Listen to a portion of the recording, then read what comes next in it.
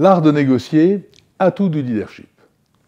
Bien négocier n'est pas un don, c'est une aptitude qui se forge par l'apprentissage. La négociation est au cœur de l'activité d'un leader, car elle intervient quasiment à tous les stades de son action. Il négocie avec ses actionnaires ou ses sociétaires, son personnel, ses mandants ou ses clients, ses financeurs, ses fournisseurs, l'État. Toute chose ayant un prix, le secret d'une négociation réussie est donc d'obtenir le maximum de ce qu'on veut, au plus bas coût, tout en laissant son interlocuteur satisfait de la conclusion trouvée. Négocier vient du latin negociar, qui signifie faire du commerce. Il s'agit avant tout d'une communication et non d'un conflit. N'en faites surtout pas un rapport de force ou un bras de fer. Une négociation doit toujours s'engager dans un esprit gagnant-gagnant. Le dialogue, au début d'une négociation, a pour but d'installer un climat de confiance mutuelle. Il ne faut pas braquer ou indisposer votre interlocuteur. Votre attitude sera calme, posée, sans animosité ni passion, sans emportement ni vexation, car la communication appartient toujours à celui qui la reçoit. Mais attention, si vous entrez en négociation en n'étant pas totalement convaincu de la justesse de votre position, vous avez déjà perdu. Dans ce cas, changez votre fusil d'épaule. Pour convaincre, utilisez pour chaque argument les 3 modes d'expression définis par Aristote. Le logos, discours rationnel, logique et argumenté, apte à persuader. Le pathos, l'émotion, la séduction, le toucher, l'empathie entre vous et votre interlocuteur. L'éthos, la prestance, l'éthique et la réputation, destinés à produire une impression favorable sur la personne à convaincre. Eric Barker, un blogueur américain, a interviewé Chris Ross, l'un des meilleurs négociateurs du FBI, spécialiste des prises d'otages. Son style de négociation se fonde tout entier sur l'émotion et se décline en 7 étapes. 1. Ne soyez pas direct.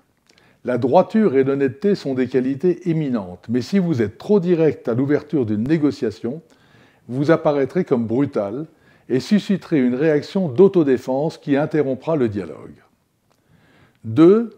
N'essayez pas d'obtenir rapidement un consentement formel. Certains recommandent d'obtenir autant de oui que possible pour arriver à un résultat, car dire oui constitue un engagement difficile à rompre ensuite. Mais dire non n'engage à rien, et ceux qui savent prononcer ce mot restent plus détendus. C'est pourquoi Chris Ross utilise toujours des phrases inversées pour obtenir un non qui lui permette de progresser. Serait-ce une mauvaise idée de ? Avez-vous abandonné tel projet ? Troisièmement, acceptez et suscitez même les reproches. Vous n'écoutez pas, vous êtes injuste. Laissez-les se dévider et ne tentez pas de les contrer, car vous heurteriez les convictions de votre interlocuteur et perdriez tout crédit à ses yeux. N'ayez pas peur de passer pour un faible, seul le résultat compte. 4. Laissez-le se sentir dominant. Il n'y a aucun inconvénient à donner à votre interlocuteur le sentiment qu'il domine l'échange, car se sentir aux commandes lui évitera de perdre son sang-froid. Ne posez alors que des questions ouvertes. Les 2 mots magiques, c'est vrai. Quand votre interlocuteur les aura prononcés, vous saurez qu'il ressent que vous le comprenez. Vous êtes entré dans la phase de collaboration qui va permettre de résoudre le problème. 6. Écoutez. C'est un vrai levier.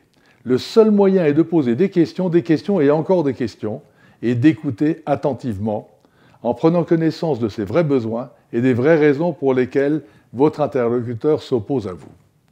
Vous serez alors en mesure de trouver la solution. 7. Comment faire ?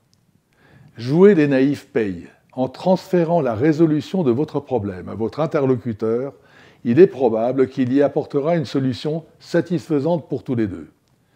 Comment devrais-je faire pour ? À ma place, comment feriez-vous ? Ou comment présenteriez-vous cette proposition à mon comité ? Il est vrai que ces conseils, fruits d'une expérience de négociation ayant pour but de sauver des vies humaines, exigent de renoncer à tout ego. Mais il faut savoir ce que l'on veut. Avoir raison ou gagner ? Je vous proposerai le second volet de l'art de négocier la semaine prochaine. À bientôt.